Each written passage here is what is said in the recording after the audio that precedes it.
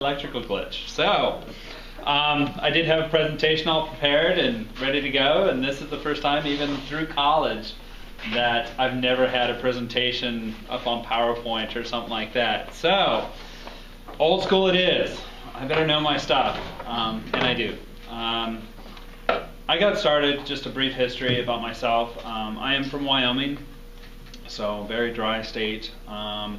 And I have a degree in landscape architecture. I'm finishing a degree in sustainable design, a master's degree. I have been involved with organic farming, CSAs, which was a workshop you guys had last week regarding CSAs, community supported agriculture. Since I was a kid, I took over my parents' garden when I was 12, was growing my own tomato plants and stuff in the windowsill in my room in the basement. That's basically how I got started. Loved it, was involved with plants, almost went for a horticulture degree, but decided to go towards landscape architecture. Tonight we're talking about organic farming and how you guys can do it at home, and how easy it actually really is. This is a workshop. I want you guys to be able to ask questions. That's how I feel comfortable. As we get to going in the discussion and talking, there may be things that you aren't understanding or want to know more about. Feel free to ask. Organic farming started back in 2001. It started a little bit before that, but the whole organic standard, USA organic certification started back then. 2001 is when it was fully implemented. Organic has been around for a lot longer. It just became a standard, a certification by the USDA because people were wanting that certification, that seal of approval. It was back in the early 1900s is when organic farming became known as a regular word in our vocabulary. Then after that, it progressed and just became a standard in our lives. There are two different types of major certifications. There is the USDA organic, then there is certified naturally grown. Certified naturally grown is a peer-reviewed organic certification. So this is the certification I will be going for because I am such a small farmer. The USDA program is great, but it's more geared towards the large monoculture organic farms. So these are the farms that grow one crop and they grow it organically, but they're able to do it in a large volume so that their paperwork and the cost for getting their certification is a lot less. Me, however, I grow everything that would be in your grandmother's backyard and then some.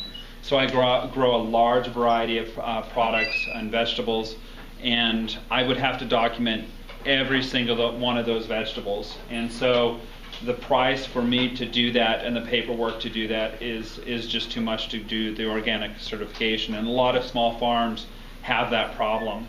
So that's when the certified naturally grown certification came about, which is, as I said, a peer-reviewed program, which costs a lot less paperwork, but then once they other farmers that have the certification come to my farm, make sure that I'm growing organically, then I have to volunteer my time to go and peer review other farms to make sure that they're growing organically. Certified naturally grown is still following the standards of organic growing. Organic growing is very simple. The government has made it harder than what it is, and it's much more simple even for the home gardeners. No synthetic chemicals, so no herbicides, no insecticides that are synthetic, meaning that they are mainly derived from petroleum, oil. They've been engineered by humans to combat insects, weeds, everything. That's the first one. Second one is you can't use any GMOs. Now, for a regular farmer like me, I would have more access to genetically modified organisms or seeds. But for a home gardener, that's usually not a problem. The difference between heirloom, genetically modified, and hybrids is heirlooms are old seeds that you can save seeds from and grow the next year from those seeds. Genetically modified are when scientists have gone in, added something to that seed, and like a bacteria that will kill a certain insect that eats on that plant. So that's genetically modified, where scientists have added something to the seed. And then hybrids are where two different parents of the same of that species come together, but their children, those seeds are not viable, meaning that you cannot grow. They're sterile. Those seeds are sterile. So those are the three main. Home gardeners and small farmers typically only have access to heirlooms and the hybrids. Hybrids are great. They've been bred. The two parents come together, and you have that child. That child has special characteristics that make it more robust, easier to grow, more tolerant of heat, drought, water conditions. So hybrids are great. I have nothing against hybrids. Heirlooms is typically what I grow. I do use a few because of the ease of growing them. Say for self-blanching cauliflower that wraps its leaves around the head to keep the head white. Just because it's time consuming for me to go out there and hand tie the leaves up around 400 or 500 plants. So organic farming is very labor intensive because you are not using insecticides, herbicides, and whatnot. Going back to, before we get into another track, organic farming, one of the third principles is this applies more to the large farmers, and that is they can't use you can't use sewage, effluent sewage that they've composted and spread on the fields. You can't use that because of the chemicals and stuff that is inherent in the sewage. And so you have to stick with compost, organic matter and stuff in your ground. And then, is that all of them? I think that's all of them. Those are the main core principles of what organic farmers cannot do and can do. Getting into it a little bit more, how do I organic farm when I have these restrictions? So organic farming versus conventional farming, a conventional farmer can add nutrients to the soil. I can't. The only way I can is by adding compost, organic matter, and using cover crops. Cover crops are important in organic farming. They protect the soil, they add things to the soil, they also combat insects and things that are in the soil. So some great cover crops are buckwheat, winter rye or rye during the season, cowpeas, which is an old southern pea that is great for nitrogen fixing. The buckwheat is great to fix nitrogen, but also it produces a large amount of green stuff that I call it stuff, but it produces a large amount of organic matter in a short season that I can mow it down, till it back into the ground, and that creates more organic matter in the ground. Go ahead. What did you say the cover crops are for? Cover crops do several things. They protect the soil. So in the wintertime, I use winter rye because it germinates as low as 32 degrees, and it protects my soil during the winter, so it's not blowing away. It's absorbing any water that falls. When you have a lawn that's bare and you have a bare piece of ground, it doesn't soak a lot of water in. Just like a forest, if you have a lot of organic matter and you have a lot of cover, it soaks the water in, holds it in. But if you have bare ground, it gets blown away, it doesn't soak in the water, and it just becomes hard pan. So that's why I use winter rye during the winter. That's the main crop a lot of people use in the winter for cover crops. You can use winter wheat and stuff, but I'm not a small grain cropper, so I don't grow small grains and harvest them. That's why I use the winter rye, because I can till it back in. I could harvest the grains from it, but winter rye is cheaper than wheat too. The cost of organic farming can be awfully high because it is labor intensive. I do everything by hand. My weeding, the watering. I'm a small farm. Larger organic farms, they have the large tractors and stuff to be able to go in and till everything and go in between the rows and have wider rows so that they don't have the weed problems. My weed control, I don't use herbicides because I can't. I'm an organic farmer. So it's the hoe. But rather than breaking my back all the time with it, there is such a tool. It's an old farm tool that many people don't know, but it's called a wheel hoe.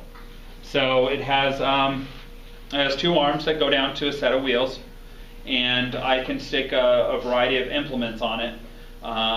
Some of you know what a stirrup hoe is. It looks like a stirrup, and it has two blades on each side.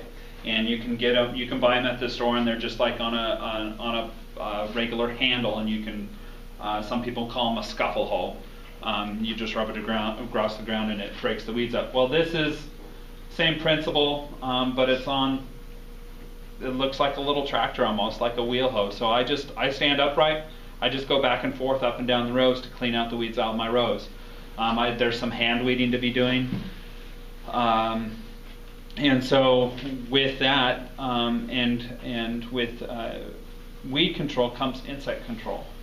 So with insects, I can't use any insecticides. I can't use any, I should clarify, I can't use any synthetic insecticides.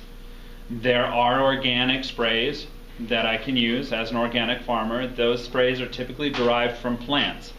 So I use one a lot that's called garlic barrier. Garlic barrier is primarily garlic oil or juice. Now it does a couple things.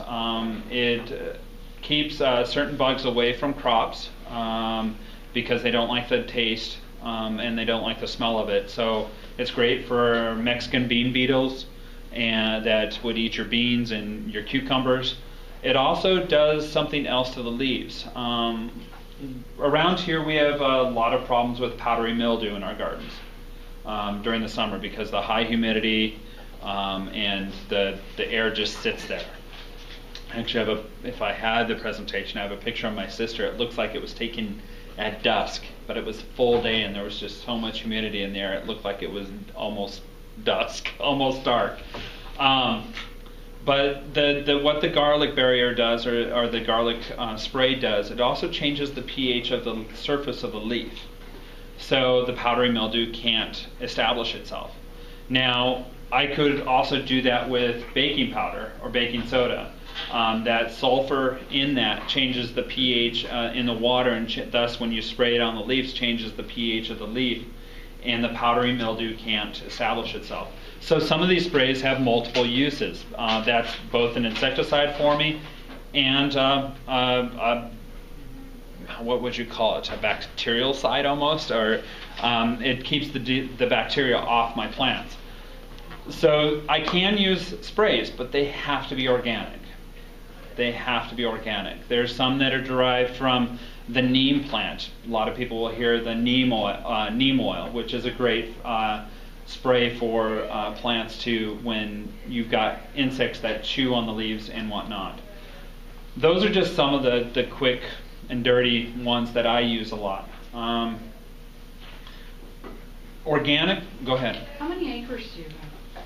I lease 7, but I do almost 3 acres by hand. I not only am I'm a naturally grown organic farmer, I'm also sustainable. So I could buy a big tractor and make it a lot easier and do all 7 acres. But since I'm sustainable and trying to keep the sustainability of the farm. As the farm grows, yes, eventually after when I open 3 acres or 4 acres, I'll get a small tractor. But right now I don't need to. I have 2 acres. 2 acres is enough to provide enough vegetables for 50 people throughout the entire season. So I can provide basically June through November, vegetables each week for a family of 4 for the entire season. So that's 50 people, a little over 50 people, all summer long. And when we talk about cover crops, we also talk about crop rotation. So this is dealing with the soil. The soil is my lifeline. If I don't protect it, if I don't take care of it, I'm done. I'm out of business. I know we're sort of helter-skelter here, and it doesn't help because I don't have a presentation. I do apologize, so bear with me. When I talk about the soil, we use the cover crops, we use the organic sprays. Those don't harm the soil. They actually add something to the soil, or don't add anything at all, don't hurt it. The cover crops, not only are they adding nutrients to the soil and organic matter, they also protect it. But that's where my crop rotation comes in too. I don't grow the same vegetables in the same area year after year.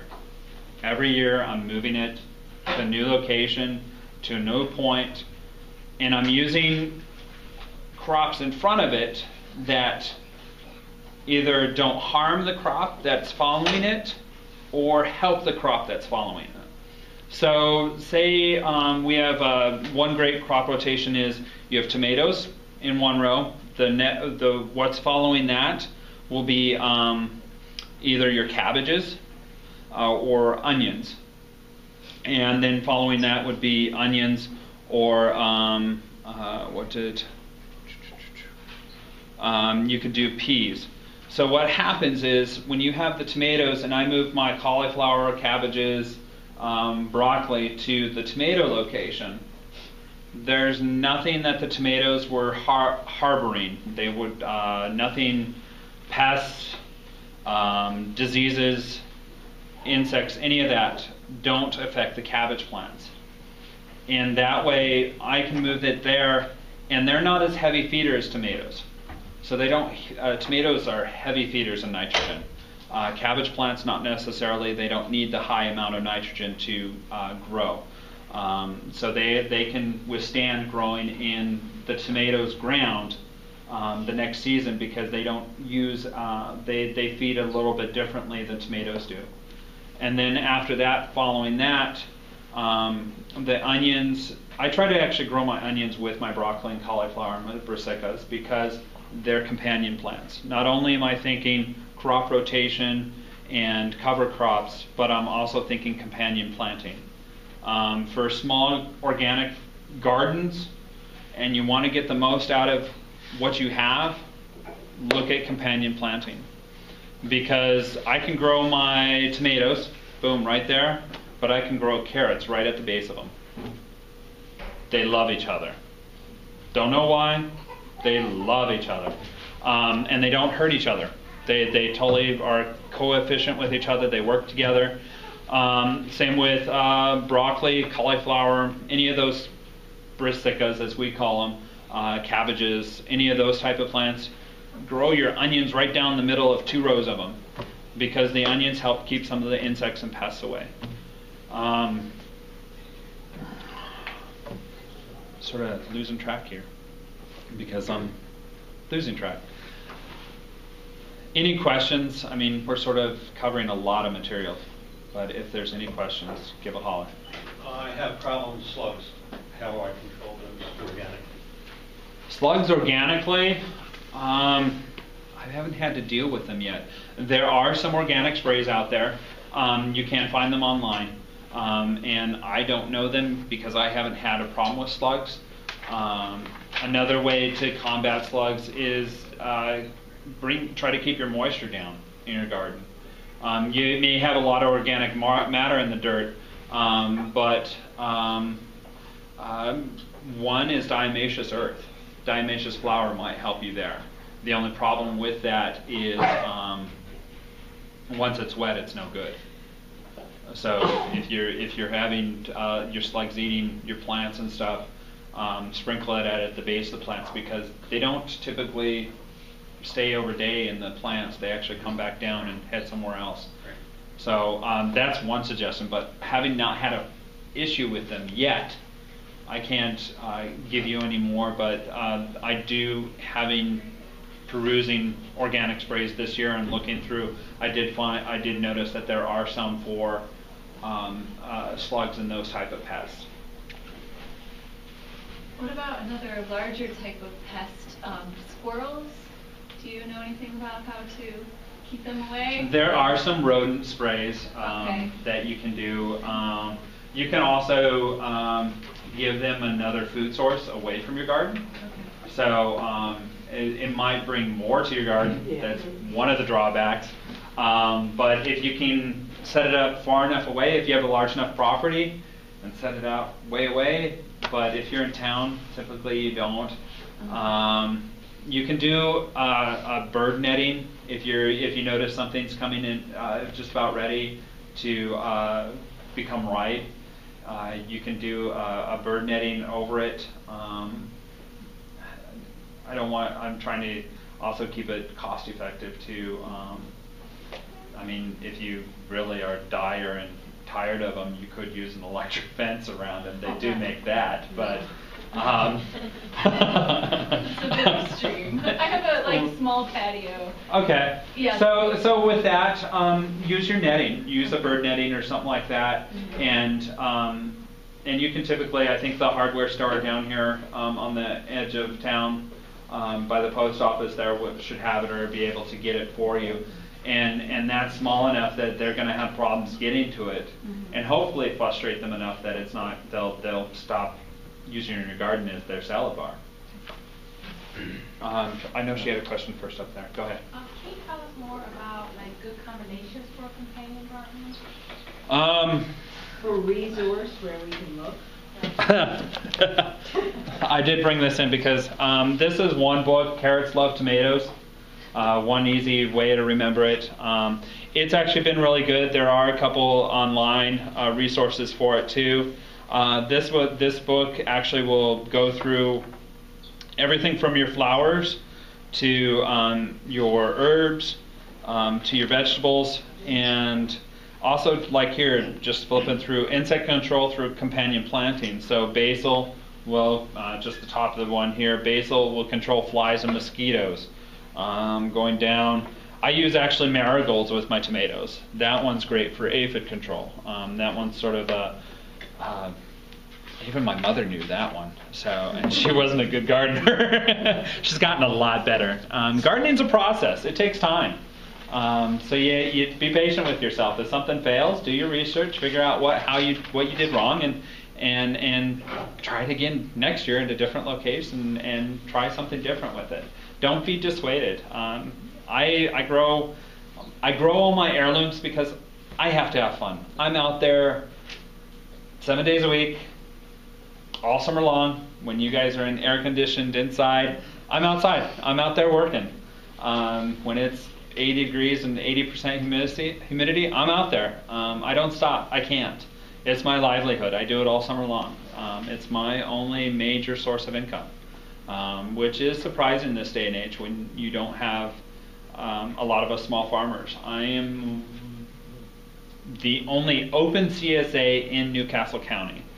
There is several in Pennsylvania and stuff that deliver into Newark, and there is one CSA that's associated with the Horticulture Society, but you have to be a member of the Horticulture Society before you can be put on the wait list for the CSA.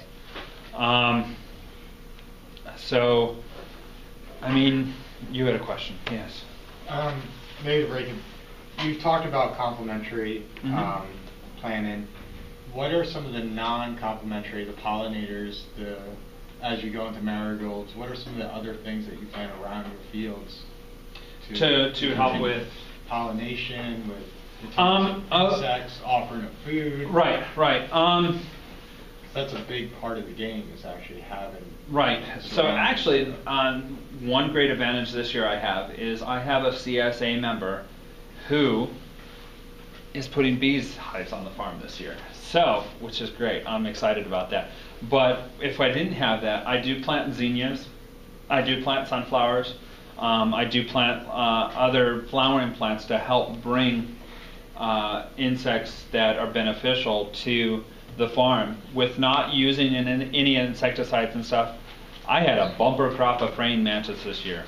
When I went to go harvest things, I was pulling off their egg cases this winter, and I have them in a basket all saved so that in a couple weeks I'll put them out in the field and hopefully propagate more praying mantis. And this is in a field that the previous year was planted in soybeans.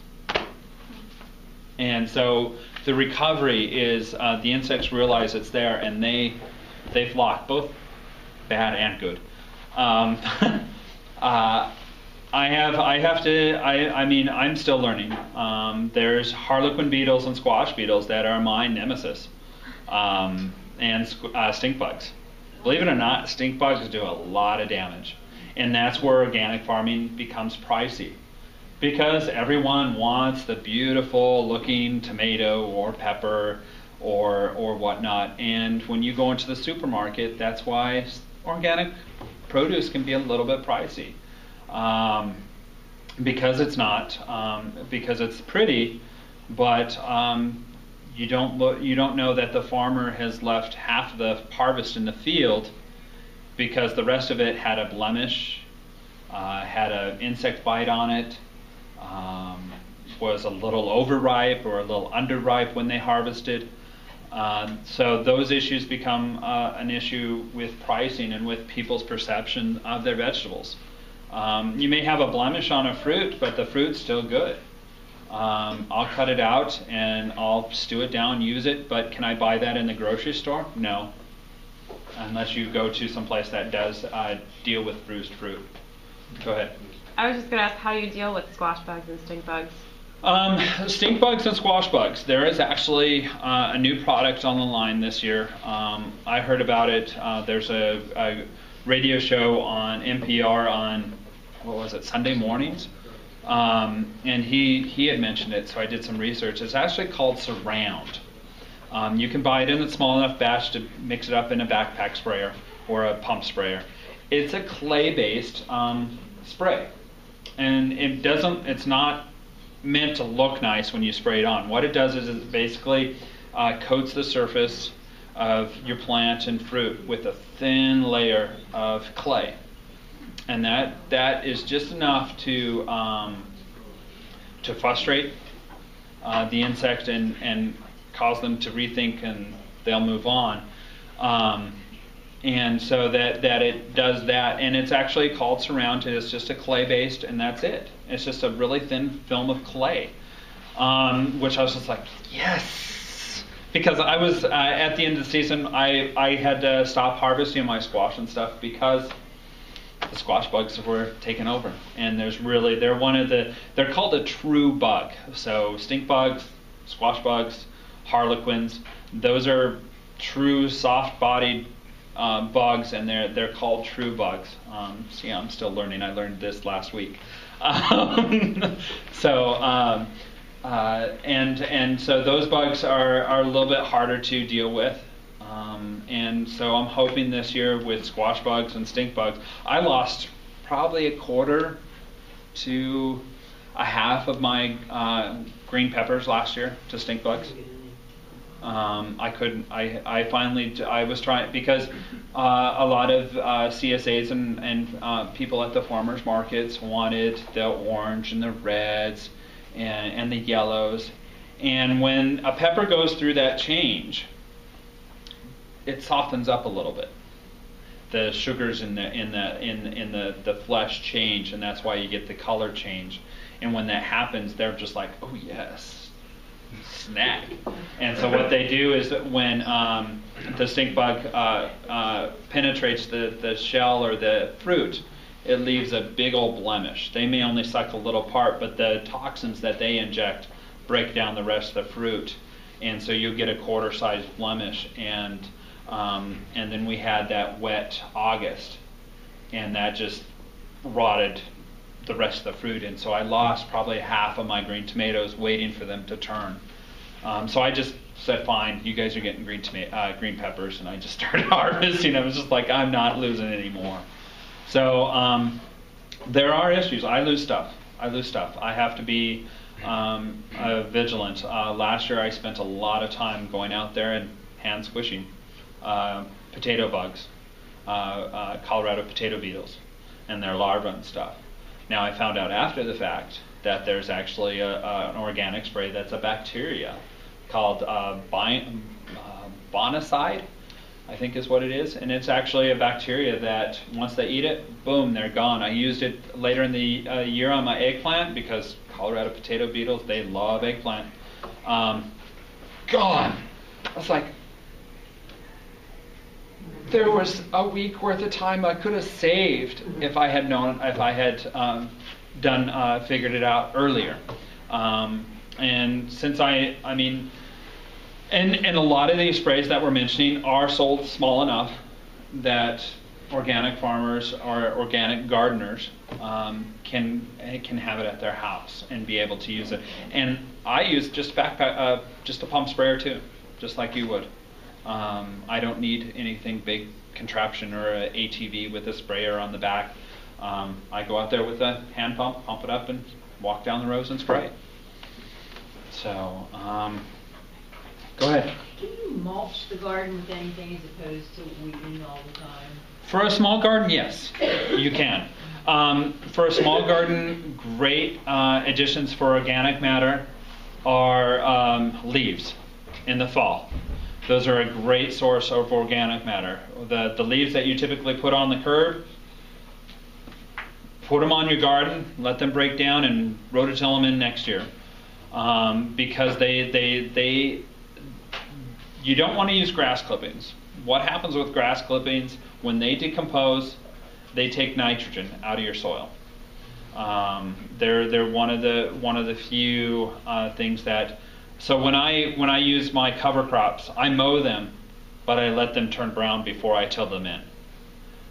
So if you have grass clippings, they're hard to finally get decomposed or dry up to use. If you are collecting your grass clippings, I advise you to switch over to a mulching or put them back on your lawn. So you said let the fall leaves turn Yeah, brown? leaves are great in the garden. They hold a lot of moisture, and they when they break down, they don't take nitrogen from the soil. They actually add nitrogen to the soil. And they're actually really good, except for some trees. You do want to stay away from your black walnuts and your trees with a lot of tannins, like your black walnuts.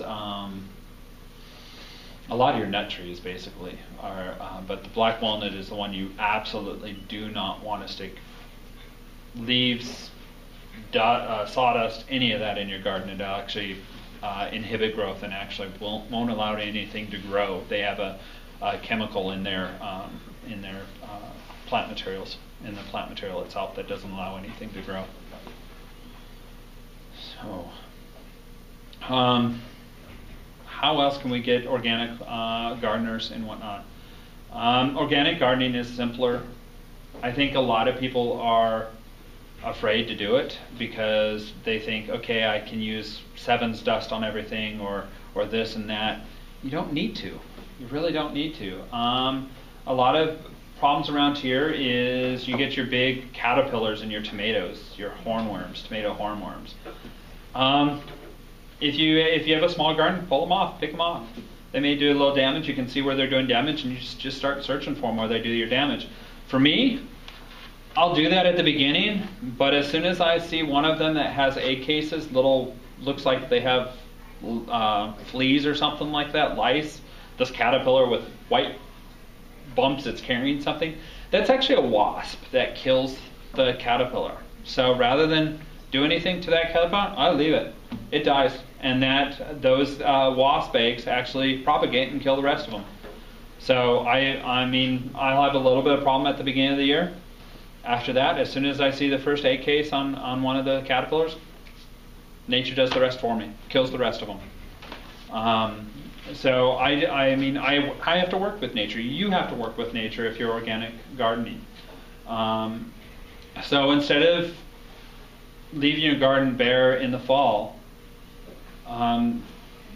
you could use leaves on top of it to protect it, or don't even rototill it in. Just leave all the leftovers hanging around and leave it. That will help protect it, and the leaves that you throw in the fall will help protect your soil there too. If you have a lot of leaves, do take them off in the spring, because your soil needs to warm up. If you leave the leaves on, it'll take a lot longer for the soil to warm up, and so you have to take them off if you have them too deep. Yeah, go ahead. So I didn't grow a cover crop, now it's spring. I'm ready to start my garden. Is there anything that I can add to enrich that soil before I start now? Do you have access to compost? Yeah. You can do that. You can add the compost onto it now. Compost you can add anytime, really, as long as it's broken down and it's not hot. Meaning hot, it's not acidic. As it breaks down, it's not. You can do that now. I know some of the seed stores. There's the seed store in People's Plaza. They have 50-pound bags of mushroom compost and stuff that you can get. They're a great seed store. They're a great source for some of the organic sprays and stuff too. And rather than going online, they're local. They're not a chain seed store or anything like that. So you can buy some of the small cover crop, a small bag of cover crop too. So you can buy. He'll weigh it out right there for you. Your buckwheat. How many pounds of buckwheat you want? So is mushroom soil good to put on your garden? Mushroom compost is.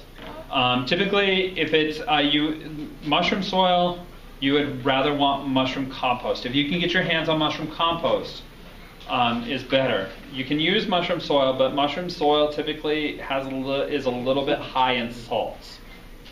And so mushroom compost, it's sat a year, the salts have leached out, and and you can use the mushroom compost. Mushroom that is great for the garden because it's pure organic matter.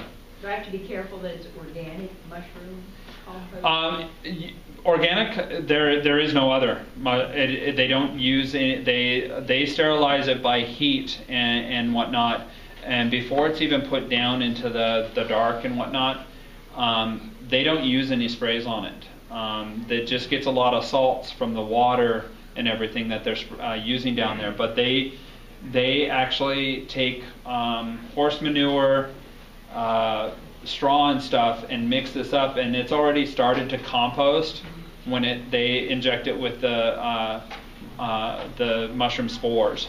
And so it's one of the few things that you can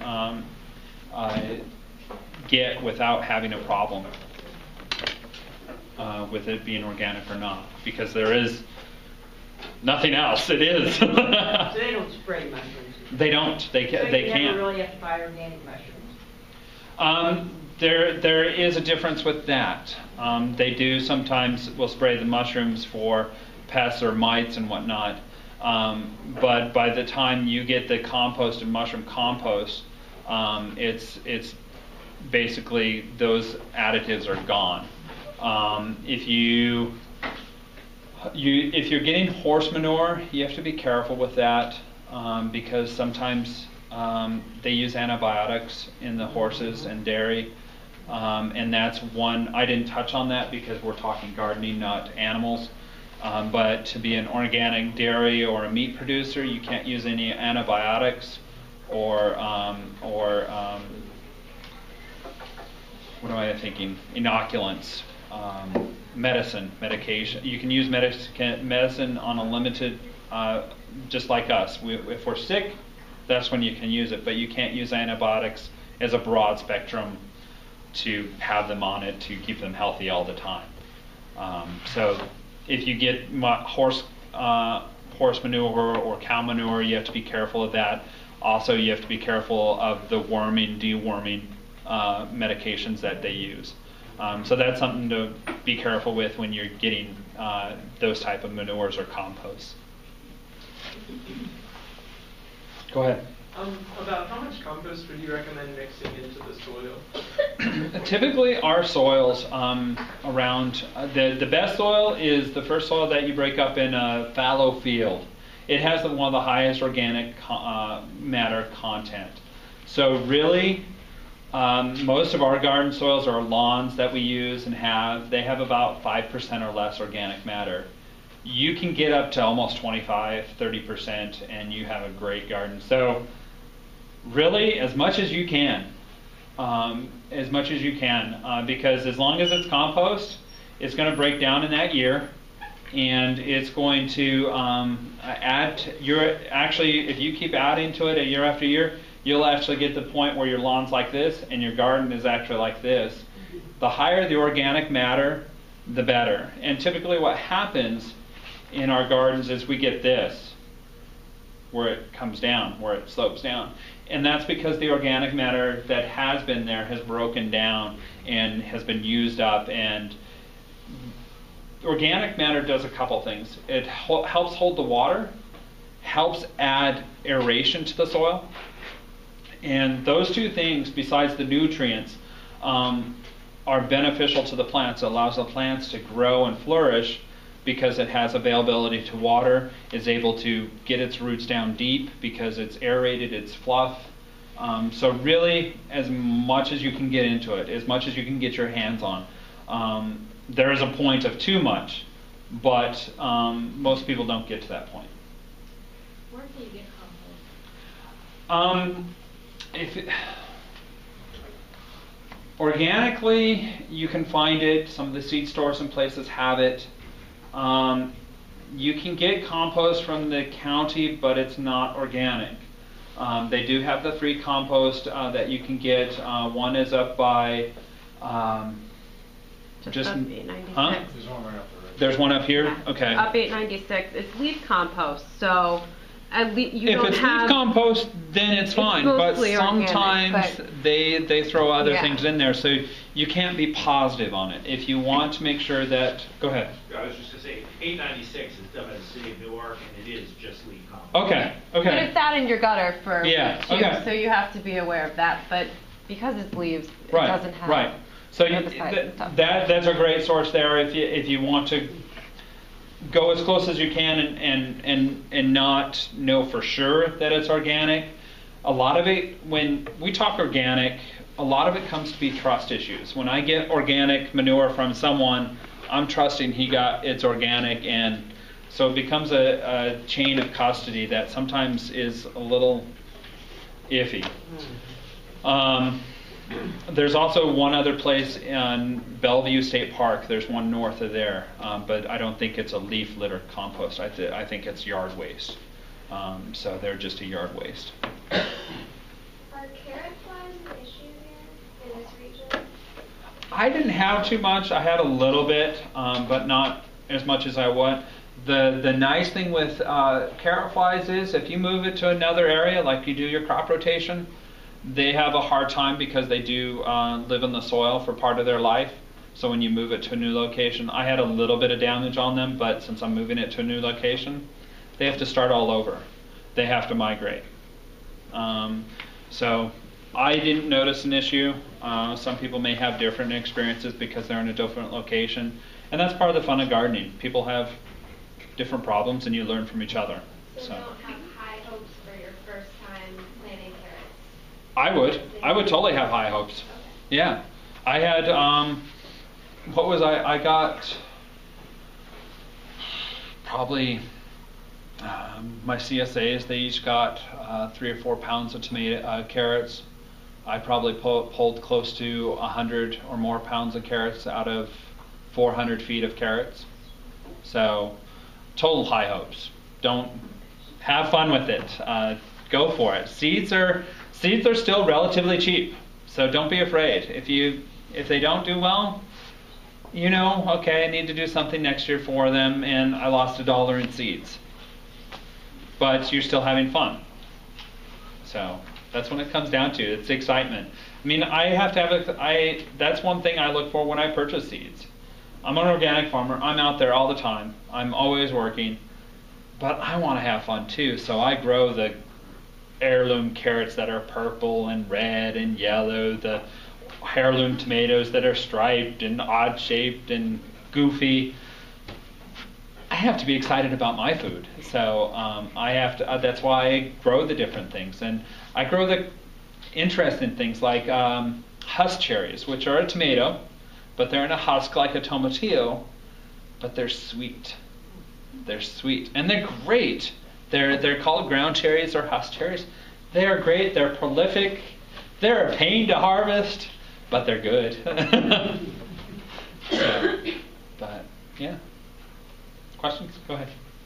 Since we're going in the spring, and I see a lot of people are students, and you said you started your garden in your window. Yeah, I did when I was a kid. What are the five? What are the 5 things you should be looking at to go into spring with, or what are the 6 things? I mean, you've extended yourself out because you've learned the game. Yeah. But what are the basic? Easy crops to grow on your windowsill or to start in your house. Tomatoes, real easy.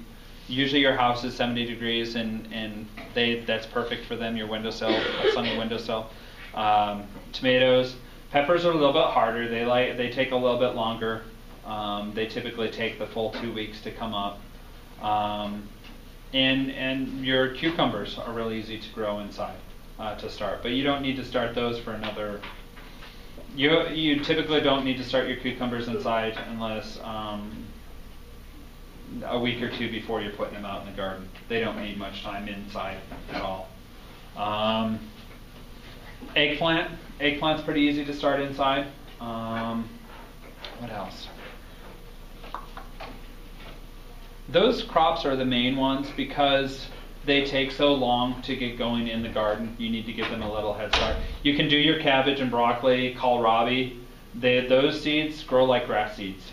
They're so easy to germinate.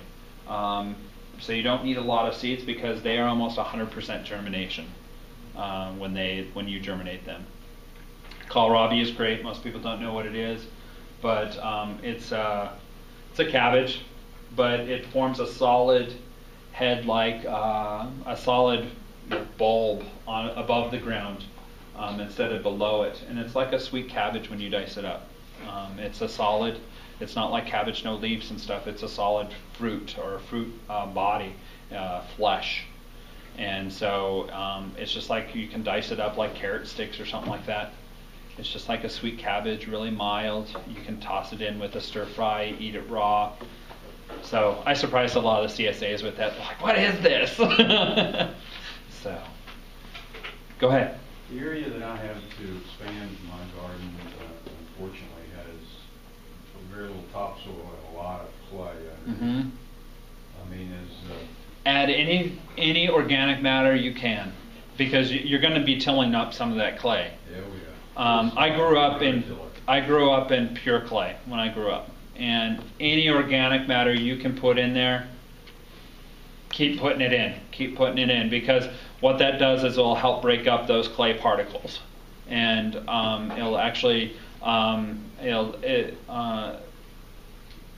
you can at the end of the season, only at the end, throw in some composted sawdust, big wood chips or something like that.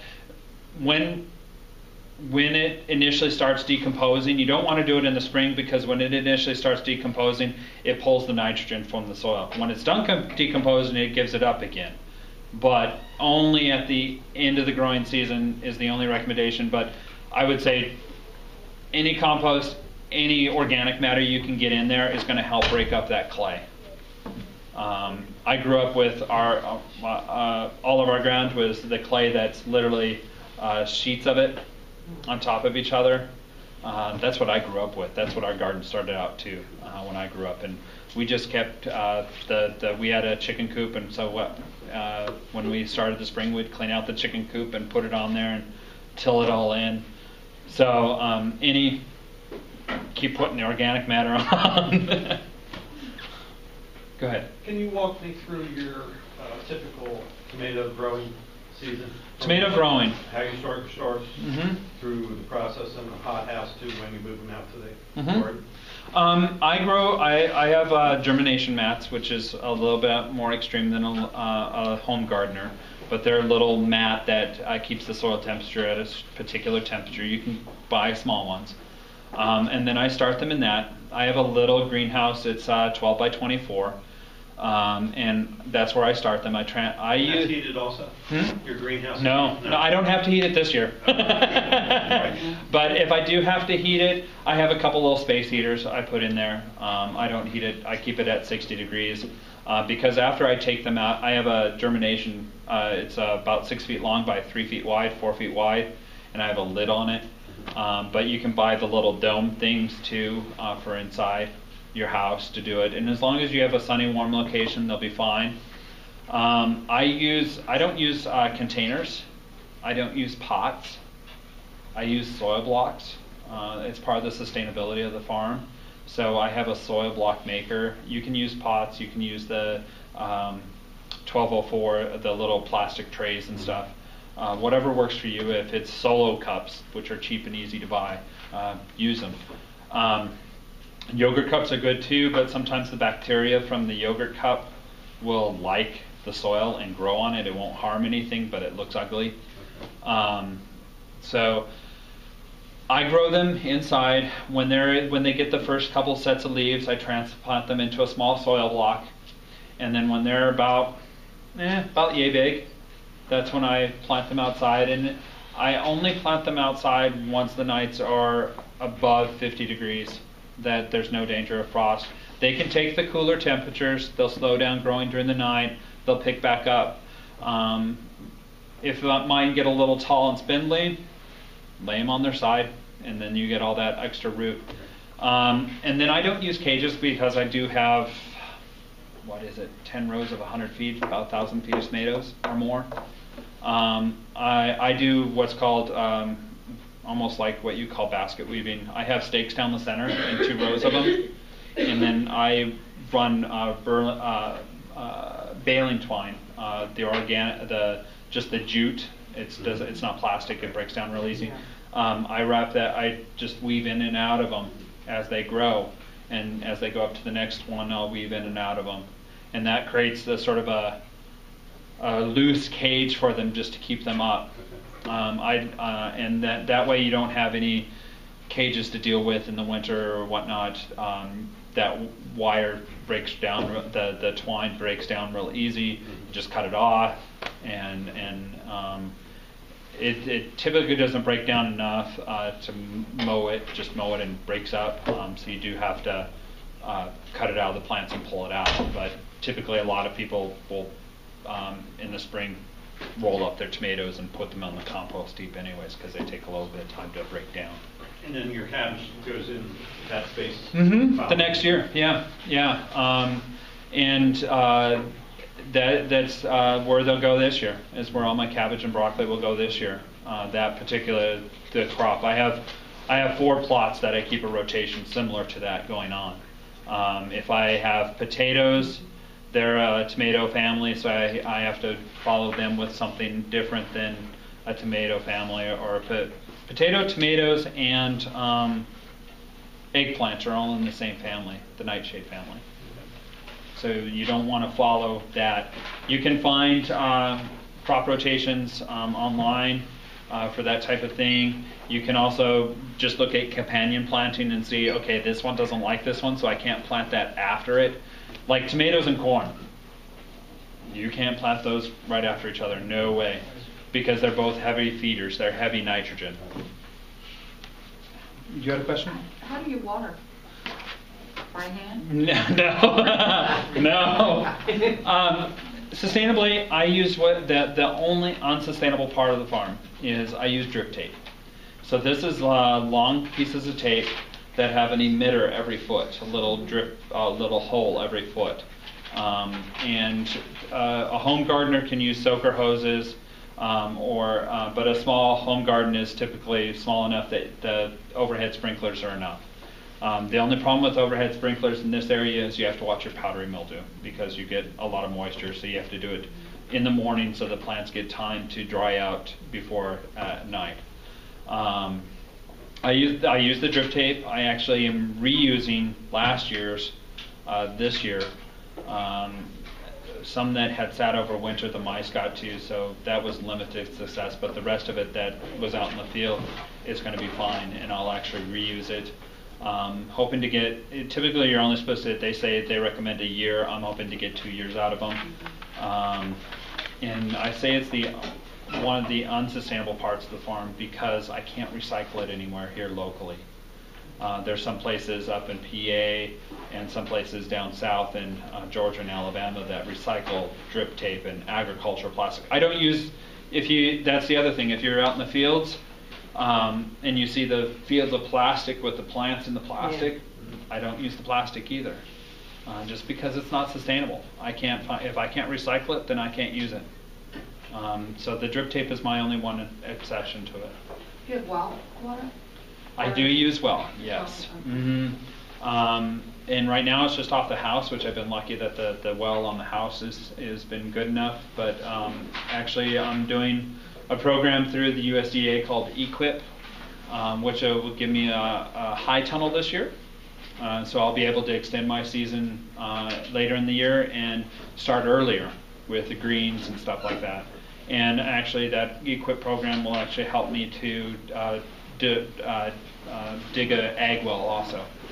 So go ahead. Either one.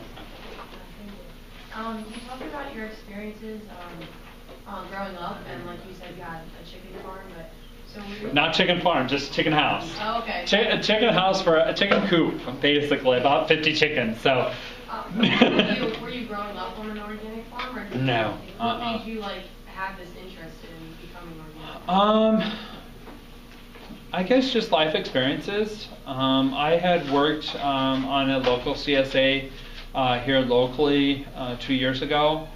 And then before that, when I used to live out in Western Maryland, I was a member of a CSA. And that's when I started getting involved and started looking at, okay, what am I eating and what is the food and what's in it? If you look, if you simply do organic versus conventional, there's a graph. And if I had the presentation, it would be there, but you have to take my word for it. The nutrient content in conventionally grown foods versus organic will blow your mind. The micronutrients, the magnesium, the zincs, all those things that are in the vegetables, 100 times more in organic than conventional. It's really amazing that the pack the POW that's in that organic food is so much higher than conventional food. What do you mean when you say sustainable? Just the material recyclable? Sustainable is, I better know this because I'm getting a degree in it. Sustainability. Sustainable is when I'm going to leave the land the same state or better than it is for my children or for next generations. So when I'm sustainable, I don't use the pots. I don't use plastic pots. I use soil blocks, which are compressed soil blocks for my pots. I don't use the black plastic. I watch my energy uses. That's why I use the small tractor. If I had a large tractor, yeah, I could dig up more ground and do this, but my fuel costs would be higher. I would be using more resources in that manner when I don't need to. I do everything with a commercial walk-behind tiller. That's most people know what a Troy-built is in America, what a Troy-built tiller is, and their largest one is a horse, and mine's bigger than that. And it's called a BCS, and it's Italian. It's an Italian walk-behind tiller, So when I say sustainability, I look what I use, my energy uses, my human uses. If I can do it manually, just as efficiently as if I had a mechanical means, I could get one of those little tillers and go up and down the rows, boom, boom, boom, boom, boom. I can do the same thing with the wheel hoe. And it may take me a little bit longer, but I don't have that energy input except a little bit of sweat and muscle. So sustainability comes down to leaving the environment the same or better for next generations. That's the core principle of sustainability. Go ahead. Do you grow any perennials? Perennials right now will be Jerusalem artichokes, globe artichokes, which people don't realize they can grow here. You just have to protect them a little bit. And then herbs. And then I did start strawberries this year. I don't have a long-term lease on the land yet, so I haven't put in the big heavy fruit crops like apples and stuff like that, because they take so long to get to a fruiting stage. Once I get a long-term lease on the land, then yes, I will be doing that. But there's not many perennial vegetable crops. Like asparagus or... That would be one I would have to wait for. Not rutabaga. Rhubarb. Yes, Rhubarb, thank you. yeah. Asparagus, rhubarb, strawberries. Strawberries I can get away with because I can harvest them the same year. Typically they want you to wait a year, but I can get away with pinching some of the flower buds off at the beginning and still get fruit at the end. Typically asparagus crowns, even the 4-year crowns, you have to wait a couple more years after you put them in the ground before you get anything off of them. Rhubarb, you can get fairly established rhubarb plants, but for me, the sales from rhubarb wouldn't be high enough to actually go and get fully grown crowns, fully grown plants. So if I were to do rhubarb, I need the lease on my land right now is only 4 years. I'm in my 2nd year on the lease. I don't see any problem, but I want to get, before I put the money into purchasing those crops, those perennial crops, I want to make sure I have a long-term lease or what's called a rolling lease. And that's typically what a lot of farmers in my situation, a CSA, does, is they do what's called a rolling lease. So say if I sign the lease year 1, and it's a rolling lease, and it's a 5-year rolling lease, and at year 4 they say, we don't want you here anymore. Well, I don't have to get off the property till year 9, 5 years from the point that they give me notice. So that gives me that window to come up with some other alternative. So, and the same goes for me. If I want to say I'm done, I'm liable to pay the lease for the next 5 years. So it works both ways. Rolling lease is great because you have a little bit of a window and a space to do it. Long-term lease is even better, but a rolling lease is the alternative. So they didn't want to. The unique situation I'm in is I leased the land from a development company. Wow. Developers wanting a farmer. They wanted a farmer, so they had set 7 acres aside, which was part of their open space requirements. When you do a development, you have to have your houses, but for so many houses, you have to have so much open space. That's how the zoning is done. And so the farm sits on their open space, and a farm is considered open space, so they can have a farm on there. So they were looking for a farmer, and great deal for me. It worked out great, and I'm able to lease the land for $25 an acre. I have 7 acres. That's $175. My math skills, wow. And that is typically the price per acre in Newcastle County for irrigated farmland. And irrigated farmland is when you have the big irrigation arms and stuff, or a big well that they can use for irrigation. That's how much it goes per acre. If it's not irrigated, it's still $150 an acre, and I'm getting 7 acres for $175. So it's a great deal. They wanted the farm there. They've actually talked to me about starting a community garden if I want to be involved with that. So they're really wanting to keep that going. And on so your 7 acres? No, I hope not, because eventually I want to expand. This year I bought 75 chickens, so I'll get eggs this fall and be able to sell those at the farmers markets and to the CSA members. Also some turkeys, and I also do rabbits. The rabbits are meat rabbits. Rabbits are really hard to find for meat-wise, and so I do those. I actually have my first 3 kits that survived, so I'm excited. They're just opening their eyes. They're about 11 days old. I wonder why I'm talking about the rabbits. And then also want to do a small herd of pigs, which helps with the sustainability of the farm. What will happen in the fall is I'll turn them loose in the field, and I throw some grain seed out there. They'll help till it up. They'll add their nutrients to it, and then I can put a cover crop on it and put them out on another field. And I'll just you can control pigs fairly easy with electric fence. I don't need to put any permanent fencing in. Go ahead. So are these animals that you're raising are organic also? Mm-hmm. So Okay. The chickens, they have the chicken coop for the nighttime, and then during the day they are out in the field doing what they do. So, and same with the turkeys. I have a couple geese just for insect control. So slowly but surely it's turning into a farm. If I had my overalls, I'd go, yeah. Go ahead. Is your CSA open, or is it? It is. We sold out. Okay. This is our second year. And I'm pushing 40. I only wanted 35. And I'm pushing 40. And so for me as a second year farmer, that says a lot. I had 20 last year. Of the 20, 13 have returned.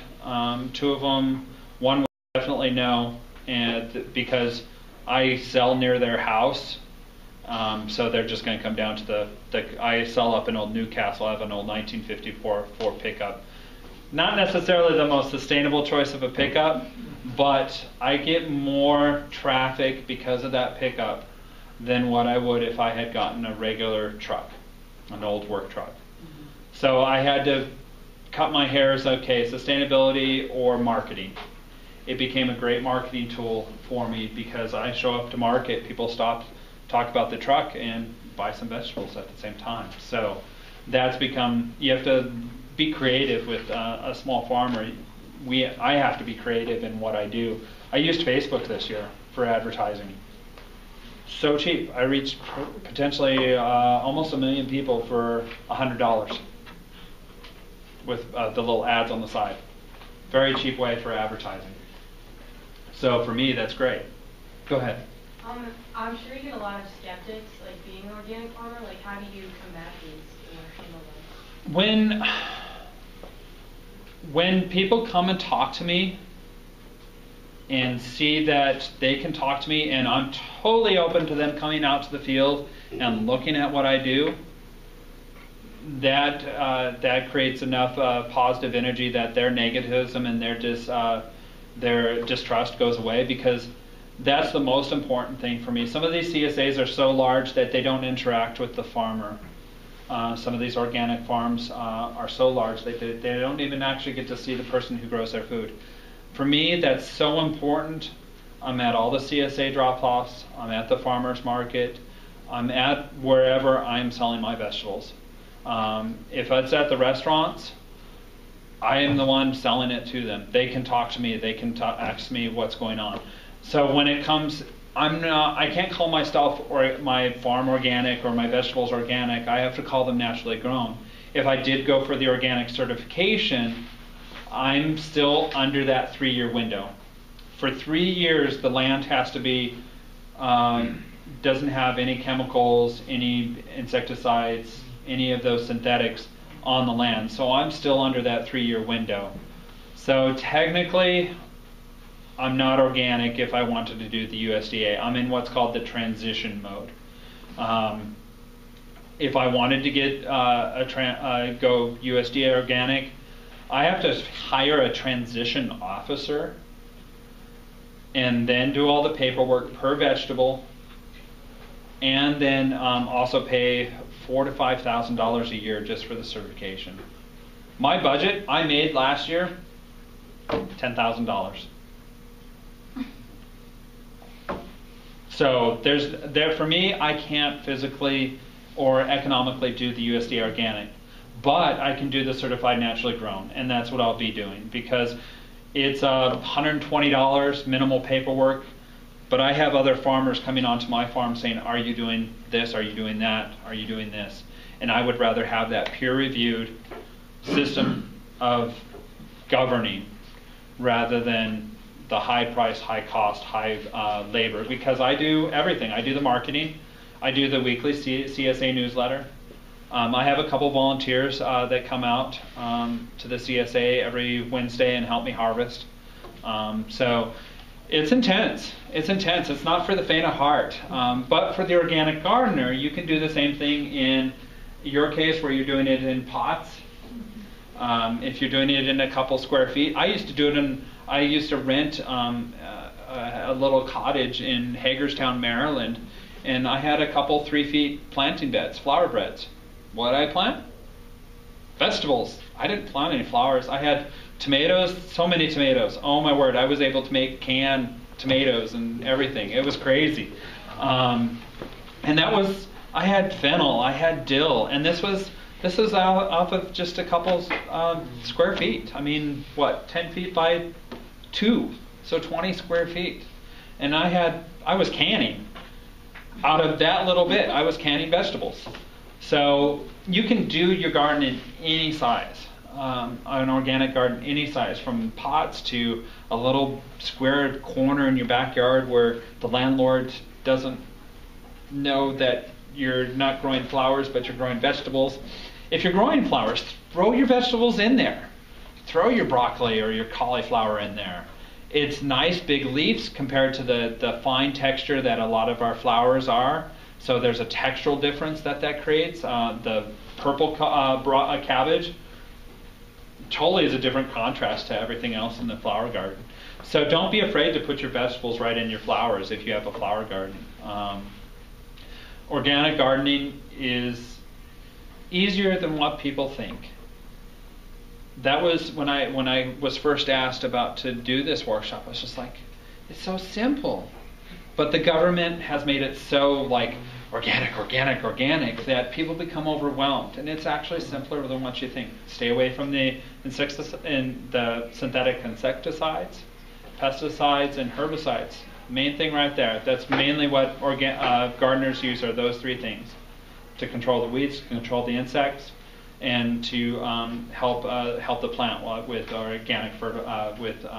synthetic fertilizers. Those 3 main things are what a lot of gardeners use. If you stay away from those, you have half the battle won as an organic gardener, because typically your backyard garden, if you've had lawn there, yeah, you'll have some fertilizers from your lawn if you used fertilizers on your lawn. But after a couple of years, yeah, you'll have organic produce. Typically it's 3 years shelf life for a lot of the stuff, the compounds and stuff in the soil. Where are you located and where do you sell? I'm in Boyd's Corner. The farm is near Boyd's Corner. There's a new development called Bayberry going in. So what do I call the farm? Bayberry Farm. It works. It was simple. But it's about a mile west on 896 from Boyd's Corner, which is the intersection of 13 and 896. And then I sell up here at the Newark Farmers Co-op on Sundays. And then I vend. I drive the truck up to Old Newcastle on Saturday evenings, and I'm just up there by myself. Not at the farmers market up there, but down in Old Newcastle near the water. Battery Park. By the tennis courts or by No, I'm actually down in town. The main drag going in, you know where the old courthouse is? Yeah. I'm right there on Market Street, the only cobblestone street in Old Newcastle. I sell there on Saturday evenings. So I pull up the truck, set up the tables, and it's been great. I used to live down there, so I know a lot of the people, and they have actually sat and waited on the courthouse steps waiting for me, about 20 of them, because I was running late. So. But you're at the co-op on Sunday? Yes, I am at the co-op on Sundays. Every Sunday? Yep, we have to be. It's written in there that we're required to be there. They look down on us if we're not. So I've shown up when it storms and everything. During the summer? Yeah, Right. during the summer. They start, actually, our season starts there first Sunday in May. So May through, I think this year they knocked off 1 week, so it's the second week in November. every Sunday. And what about Old Newcastle? Old Newcastle's every Saturdays. So I probably won't start up in Old Newcastle till June, because I never have too much in May. When I have the high tunnel, I'll be able to have more in May, like the arugula and stuff like that. The arugula I stuck in a week ago, 2 weeks ago, and typically I don't know how some of these people have so much, but a lot of them have high tunnels and stuff. High tunnel is just a large greenhouse that's unheated, so it's just a big half circle typically that it's unheated, allows people to grow stuff earlier in the season and later in the season, and sometimes all the way through the winter. If it's a warm enough winter, you can grow your greens and stuff like that. Do you have soybeans for sale? Do you sell soybeans? I do edamame. Okay. Edamame soybeans, the edible soybeans, yes. Yeah. I do 3 different varieties, possibly 4 this year. I've done it both ways, where I've harvested off the stalks and sold the pods, and sold the entire things and allowed people to pull them off themselves for a cheaper price, so I don't have the work to do. Are they easy to grow? So easy to grow. So What easy about to the grow. other kind of soybeans? They're easy to grow too, the field soybeans, Yeah. but those are typically used for feed. Yeah. And with our egg, Delaware's production in chickens, that's where most of it goes, is to the chickens. Can you get the organic field soybeans? They're not as good. They're not good. But the regular soybeans, you can get them from Johnny's. Johnny's Seed has soybeans that you can grow for edamame. And they're so easy to grow. When they're ready and ripe, they'll tell you. And I have some in the freezer still from last year. So freeze is good then. Oh yeah, you blanch it like you would green beans or peas or something like that. Blanch it real quick and cool it and throw it in the freezer. So it freezes real easy. You don't have to can it. Freezing is the way to go for a lot of people, because people are afraid to use hot water baths or high pressure canners. Go ahead. When is the growing season for edamame? Edamame you can plant at the same time you would plant your green beans, so middle of May, beginning of June, somewhere in there when it's hot and getting warm. You can probably, this year with the way the weather's going, you can probably even do it beginning of May. But they're a long season, so they won't be ready till August, September. They're 90, I think 100 to 120 days. So they're a long season crop, but they're easy, simple, easy to grow. Do a row of them, you'll have enough edamame for you to be done with it. Go ahead. You said you sell to some restaurants? Yeah, I do. Stone Balloon Winehouse, just down here in Maine. Okay. Cantwell Tavern down in Odessa. Great. Also another great brew pub. They have a lot of unique beers and stuff down there, but the chefs are Cordon Bleu trained down in Cantwell, and they buy a lot of stuff from local farmers. I'm not the only one that they buy from. They buy from several other places. What was the name of that again? Cantwell, one word. And then, are there any specific guidelines or restrictions maybe that they have to go through in order to buy stuff? I'm so small that they don't need to. With vegetables, as long as I don't process them, as long as they're in their whole form, that's how I can sell them at the farmers markets and to restaurants. As long as they're in their whole form. If I process them, I have to have a certified kitchen. It has to be certified, and then that food has to be, that processed food has to come from a certified kitchen. Now we're building that on the farm slowly but surely. Even though we're renting, we're slowly doing that so that I can do tomato sauces and stuff like that. My other half, he is a chef and a manager, and he has some special recipes for salad dressings. So eventually we would like to do the commercial kitchen, not only for that, to be able to do processed products, but also to make it easier for us to do farm-to-table dinners out on the property. Because right now, if we have to do those, we have to bring the food into the restaurant, they make the food there, and then they bring it back out to the farm, which isn't sustainable. But they would bring it back out onto the farm with chafing dishes and whatnot, like you would at catering. We've covered a lot tonight. Where do you get your seeds and your your plants from you start with that you're sure that they're not modified? I get them from several locations. There's a couple. If you're a little bit more charity inclined, they're Seeds of Change. Part of their proceeds goes towards different other charities. Seed Savers is another one. Southern, how is their website? I know Southern Seed Exchange is one. Another one is Baker Creek. They're out of California. Baker Creek. So you order everything? I do. I order everything from, I don't, all of my seeds, all my plants such as tomatoes, peppers and stuff, I start them all from seed. I don't, the only plants I've purchased this year will probably be some herbs that I'll purchase from a local grower down in southern Delaware. Nice old lady down there, she grows herbs, that's all she does. So How about like your strawberry plants you see? those are the other ones that I did, and I got those from Norse, Nourse, Norse Farms. I got them from them. Typically strawberries are either hybrids or straight varieties. There's no genetic modification with strawberries. Yeah? Will you be saving seeds? Eventually, yes. Actually, I got some seeds from Seed Saver out of Vermont, or no, Massachusetts, Stone Ridge, Massachusetts. Some Canadian cashew crookneck squash, which is really rare, and I had a hard time finding it. So finally I went to as a member of Seed Savers, you get a catalog of all the other Seed Savers. So I went to the catalog and I'm like, okay, gotta email them, let me email them, let me email. She says, yes, I'll send you some, $3, whatever, for the seeds, as long as you promise to grow some for seeds. So probably this first year I'll grow it for seeds, and then next year I'll grow it for seeds and for sale. It's a hard heirloom, it's a squash, but it's very hard to come by. It's an old heirloom, really old. So you can find those. So yes, eventually yes. I see starting with those squash this year.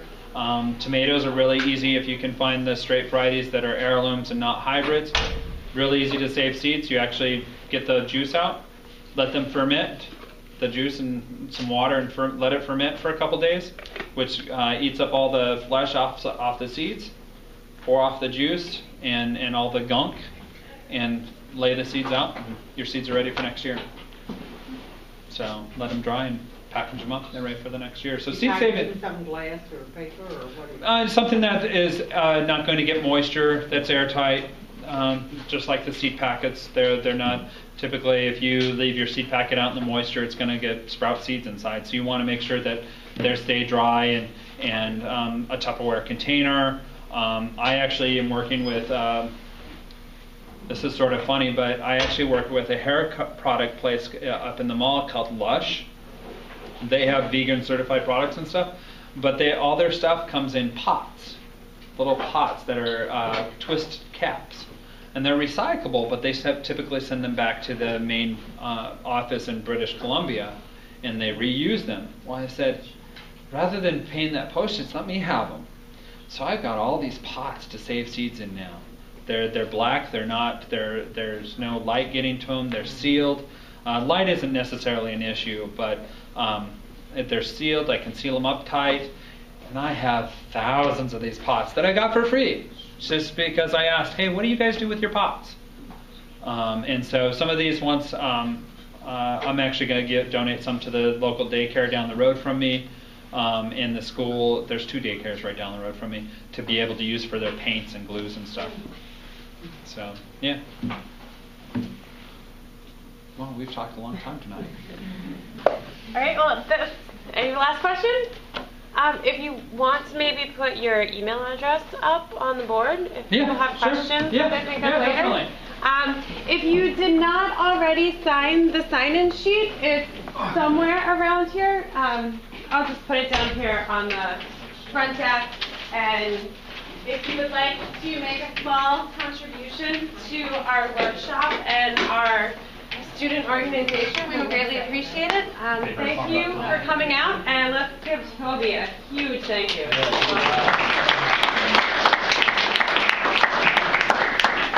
And if you have any questions about gardening, we do have a demonstration garden at the English Language Institute, just out 896 past the Deer Park at the first block there. And we practice chemical-free gardening, because we also are not certified organic, nor have we been there for 3 years. And we try to practice a lot of different types of gardening too. So small space gardening, raised bed gardening, trellis gardening. So if you have any questions, send us an email or visit us at udstudentgardening.org and we will point you in the right direction. Thanks for coming out. Go.